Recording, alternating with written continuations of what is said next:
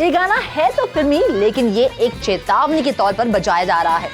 कहानी इंटरेस्टिंग है, इसलिए जरा गौर से सुनिए। बंटी और बबली, घोंसला का घोंसला, धूम 1, धूम 2, Dhoom 3, Badmaash company, the sting, the Italian job. इन सब मूवीज में एक बात कॉमन है, ये मूवीज चोर अर्थात कॉन आर्टिस्ट के बारे में है। और आज का हमारा स्पेशल सेगमेंट ऐसे ही क्रिप्टो कॉन आर्टिस्ट के बारे में है। तो हुआ यूं कि यूरोप में कुछ कॉन आर्टिस्ट ने ऐसा गदर मचाया जिसके चलते विक्टिम्स के लाखों डॉलर्स उड़ गए।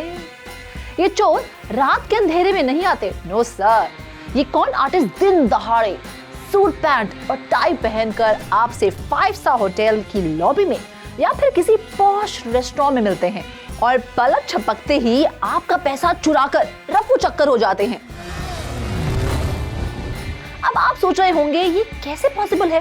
कोई मिलियंस ऑफ डॉलर्स देकर होटल या रेस्टोरेंट से कैसे जा सकता है? तो फिर ये कौन होता कैसे है? कॉर्पोरेट वर्ल्ड में एक अच्छी अपॉर्चुनिटी तलाश कर रहे कॉन आर्टिस्ट की कहानी कुछ इस तरह शुरू होती है।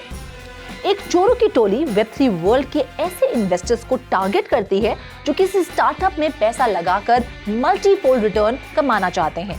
उनके लिए एक अच्छी प्रेजेंटेशन बनाई जाती है, एक ऐसा समा बनाया जाता है जिससे कि इन्वेस्टर को लगे कि अगर उसने कॉन आर्टिस्ट की स्कीम में इन्वेस्ट नहीं किया तो उसके हाथ से एक अच्छी अपॉर्चुनिटी निकल जाएगी। फिर इन्वेस्टर्स से डिजिटल वॉलेट में प्रूफ ऑफ फंड की मांग की जाती है, जैसा कि वेब3 मेटावर्स गेमिंग इंजन वेबावर्स के को-फाउंडर अहाद शम्स के साथ रोम के एक होटल लॉबी में हुआ। इन कॉन आर्टिस्ट ने शम्स को $4 मिलियन क्रिप्टो में एक ट्रस्ट वॉलेट में शिफ्ट करने को कहा।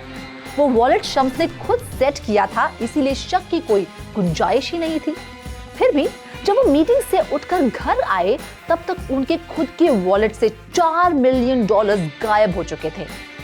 ऐसा ही अनुभव UK based crypto focus publishing और data services company coin publisher के को-फाउंडर मिस्टर हंटर के साथ हुआ। वो अपने स्टार्टअप के लिए $2.2 मिलियन रेज करना चाहते थे। कॉन आर्टिस्ट ने उससे कहा कि वो एक वेल्थ मैनेजर है और एक रिच पार्टी को रिप्रेजेंट करता है। वो हंटर को $2.2 मिलियन दिला देगा, बदले में उन्हें 10% कमीशन यानी कि ओवर $200,000 बिटकॉइन में देने होंगे। डील की लालच में उन्होंने $206,000 के बिटकॉइन को अपने एक्सोडस वॉलेट में ट्रांसफर किया। लेकिन फेस टू फेस मीटिंग के बाद जब वो घर आए तब उनके वॉलेट से पैसे उड़ चुके थे।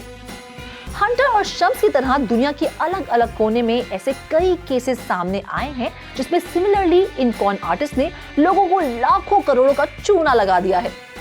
लेकिन कई लोग शर्म की वजह से खुलकर सामने नहीं आ रहे हैं, इसीलिए एग्जैक्ट अमाउंट का पता लगा पाना मुश्किल है। अब जब लुट ही गए हैं तो बताने में कैसी शर्म। खैर जो भी हो, आज तक विक्टिम्स और जांच एजेंसीज भी ये पता नहीं लगा पाए हैं कि ये लोग दूसरों के वॉलेट से पैसे कैसे ड्रेन कर रहे हैं। कोई कहता है कि वो जहां मिलते हैं शायद वहां सीक्रेट कैमरा था जिसके थ्रू उन्होंने वॉलेट का सीड फ्रेज यानी कि पासवर्ड क्लिक कर लिया था। तो कोई कहता है कि एक कॉन आर्टिस्ट हिप्नोटिस्ट या मेंटलिस्ट हैं जो लोगों को सम्मोहित करते हैं, उनसे वॉलेट का सीड फ्रेज उगलवा लेते हैं या उनका माइंड रीड कर लेते हैं। ऐसे चोर 2018 से दुनिया के अलग अलग देशों में एक्टिव हैं और अभी तक हाथ नहीं आए हैं।